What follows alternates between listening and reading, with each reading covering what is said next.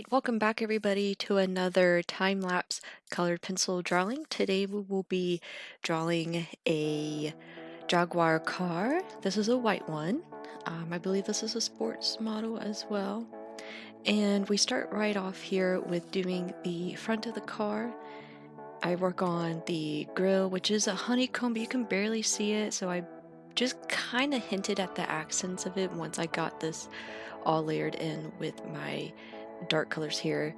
Black, your dark umber if you feel like it's a little bit warm, or indigo if you want a little bit of a cooler black. Go in, I start kind of going around. There are some shiny pieces on this car.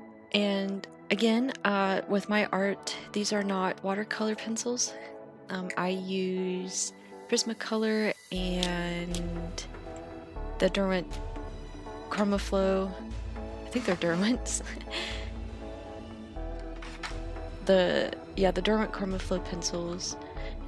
And I use mineral spirits to help kind of break up that pigment, make it easier to smooth out the color on the paper, makes it more vibrant, so you don't have to sit there and layer for hours and hours. Makes it a little bit faster, and at some point I kind of feel like I'm a little bit of a painting, I guess. So you can see now I kind of added just a little bit of like the top highlights for the honeycomb, so you can kind of see there is a pattern in the grill itself. And then as we go along here, I'm filling in the bottom part of the fender. And this was a little tricky because the picture, there is like what I believe is kind of like a safety piece of plastic or something underneath the car, so that dirt and debris tend not to roll up into the car. It kind of slides it underneath of it. Especially because like these cars are kind of relatively low to the ground, so I'm assuming when it snows, you probably hear that trying to kind of smooth out the snow. Though I'm not very familiar with cars, but that's my only assumption. And as we go through here too, so the front of the car, so this car is white. White can be challenging, especially doing white on a relatively white piece of paper. So you have to decide what is the darkest dark on that white subject. Is it a shadow? Pick that shadow and fill it in a little bit. See how dark you actually feel like you need to get that area. And then go around and do lighter areas of that relative, whether it be like the same color, you want to add like a light blue. Sometimes light blues work really well, an off gray, a blue gray, or if it's like a warmer color, like a really light yellow, beige, maybe a bronzy color, just slowly add it in. Because if you go too heavy, and then all of a sudden your car will look, or your object will look gray.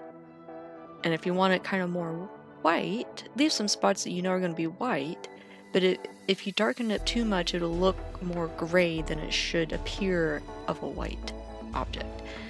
So anyway, keeping that in mind.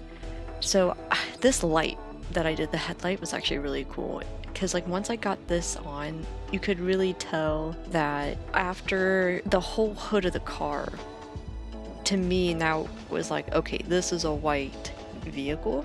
And you'll see that as we progress through here.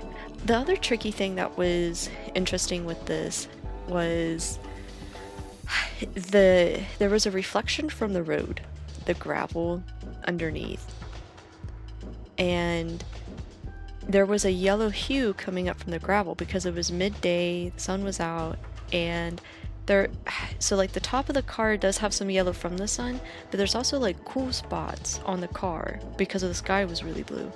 So just pay really close attention, study your subject before you just start going in layering colors. Like, oh, this is a white car, starts layering, and you know, like, okay, well, I've used this color to shade with for my whites in my last project, but this one's different.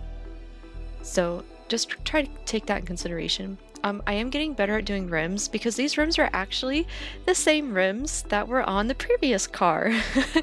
I was like, I know the exact design of these rims, and I felt more confident going in and getting these rims in symmetrically and detailed, since I already had practice with it. So that was nice.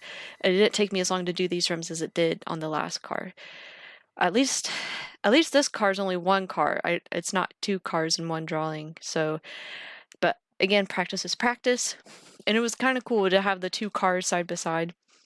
This one's gonna look really nice too, because I am also doing the background on this. Okay, so as I fill in here the tire rims, so the tires, the other thing, when someone sends you a picture, you know, not only do you want the pose, but you gotta just take a minute and look at it and see, like, okay, can you see, if you're trying to draw a lot of detail, if you have enough confidence in something that doesn't have a lot of detail, you can kind of add it in there to kind of spice it up.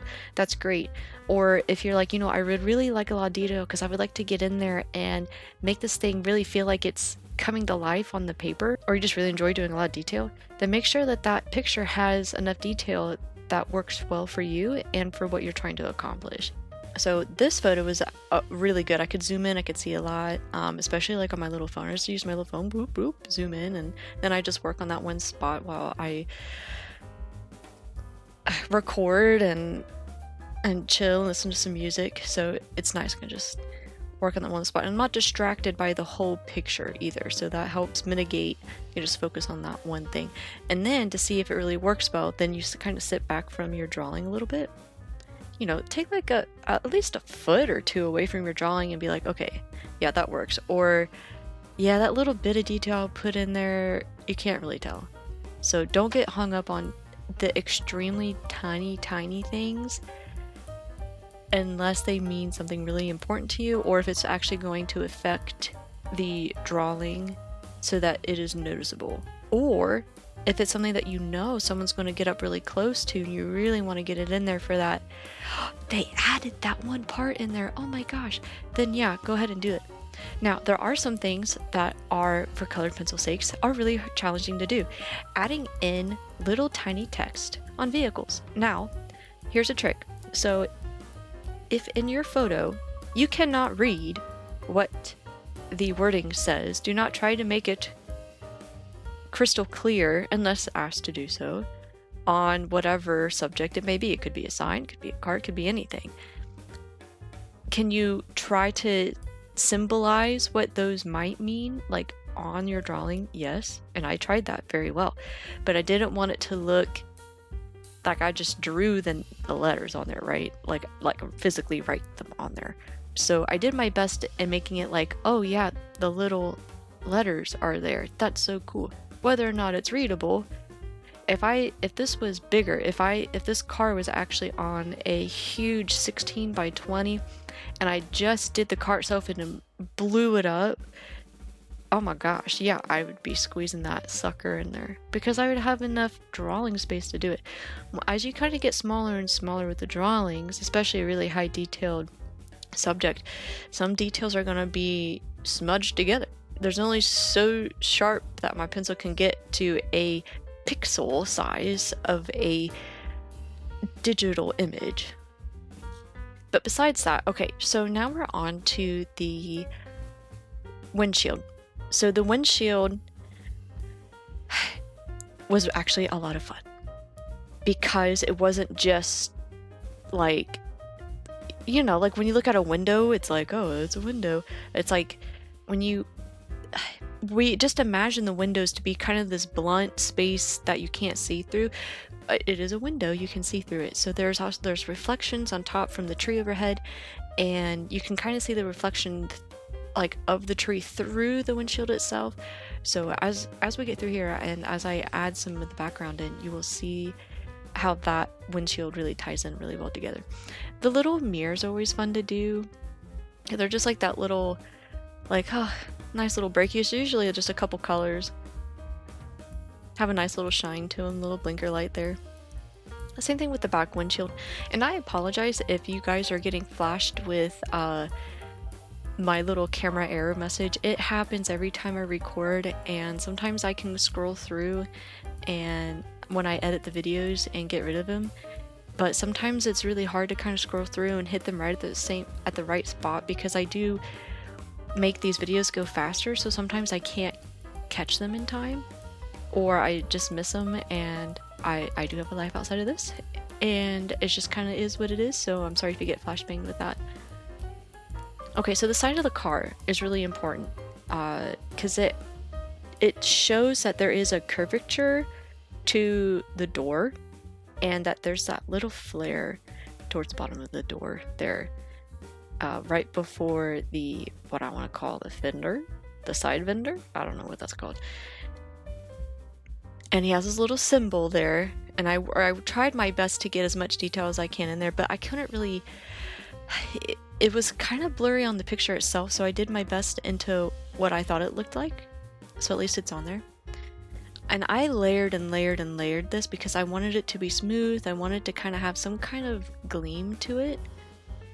So I did this multiple times, and I just added little bits here and there, because again, as you see, kind of bring my bronze out, that yellow from the rocks was reflecting off of the bottom of the car. But it kind of gives it that three-dimensional, like, right? You can really start to see the car come to life here. And yes, rulers are your best friend, especially with cars, because there's symmetry in there that you can't just free draw. I mean, you can, but I like to be accurate, and I don't like to risk fate too much with that. Your wrist naturally has a arch in it, like your wrist is not a straight edge. No matter how much we try, we can train ourselves to draw a straight line, but I'm going to use a ruler to make it easier. Use the tools you have to make life easier, not harder. Alright, so now we're working on the back side of the car. You can see a little bit of the tail light, got that in there. And I went through and I marked the edge with a really light gray because, again, I have a white piece of paper, and I needed to see where the end of the car was, because once I erased my pencil line, I was like, if I don't do this and I end up having to come back, I'm going to forget where that is. So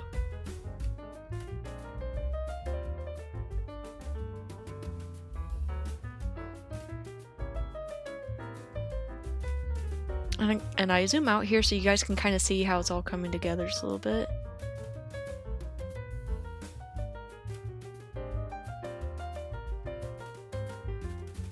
And then the back rim, again, once you have done these 5 times before, the 6th one is a little bit easier. This goes to show practices makes life easier. So like if you're struggling drawing trees or something, I just not too long ago drew a huge landscape drawing, and I'm pretty sure I drew like 40 trees in it. It was really fun. That was a good challenging one to do, and I'm glad I did it because it allowed me to kind of explore different techniques in that drawing all in one, and to make it have kind of a breathtaking, like, oh, where is this at? I want to go here, you know what I mean?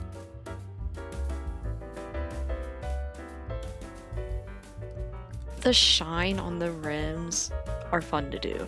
So a trick with the rims, especially if you have ones that are very shiny, either put a layer of the lightest color, whether it be you think it's white or light beige, or it could be the color. If you have a colorless blender, layer that down first, just on the areas where it's like really, really light, not the whole thing. And then go through and put some layers on top. Try to avoid as much color on there as you can, because you know that it's supposed to stay a light color.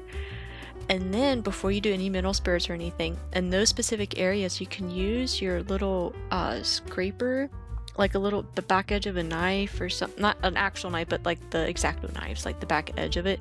Usually the little plastic or ceramic ones work best, because the metal ones can easily tear through your paper. And then you can scrape off the top layer that, like, maybe you got a little bit of extra darker color on there, or that actually shows through a lot easier, like, because that underneath layer will come through, and you can pick off the top wax, because that top wax is being stopped by whatever color coding you put on first, if that makes sense. Okay, so now we're moving on to the background. There are some things that I didn't record just because I didn't want this video to be extremely long. So if we kind of jump skip around here, I apologize. Once I start doing the tree, could really kind of feel the atmosphere come together on this. I do the building. I tried it again. I had brought out my ruler a couple times, and doing the little grass here was fun. Being very careful to not get any dark colors on the white car. I tried my best, because I can't put tape over it, and I tried my best to kind of cut out a quick little silhouette of the car and kind of put it up close there. So once we get more of the background finished, I go in and I get closer and kind of finalize all the colors so there's no gaps between the car and the background.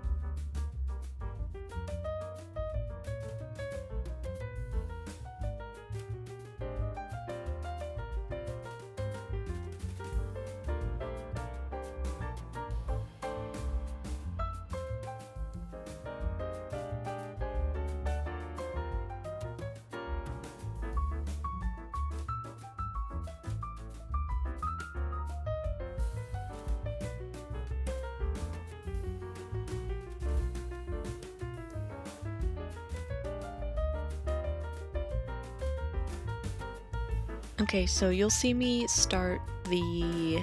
should be starting the tree shortly.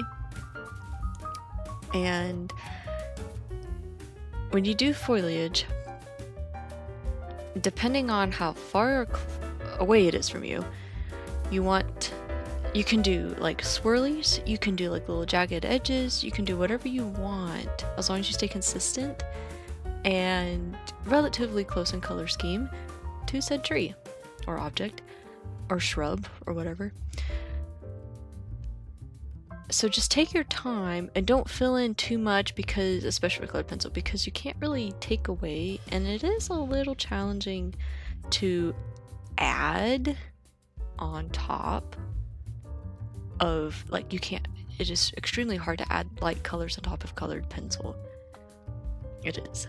So knowing that, make sure you kind of leave space in between if you want the sky or the sun to shine through, or go ahead and do that first and then slowly kind of work your way around it. Just take your time. Breathe. Do little sections at a time if you can. And then what I did was I tried to stay close to the tree, because this tree, they wanted the tree in this picture and there were some branches kind of hanging low. I wanted it to be specific to their moment that they had and what that scenery was. So there were some leaves that hung a little bit low. Now there was a lot of little tiny leaves that I did not add, but I gave the impression that there was like little sticks here and there towards the bottom of the drawing. And once it all started to come together and I got the sky in and I got the other side of the trees done, they will be on the right hand side of the drawing. That was a parking lot, so we talked and he didn't want that in there, so we put I just put trees there, just make it nice and pretty.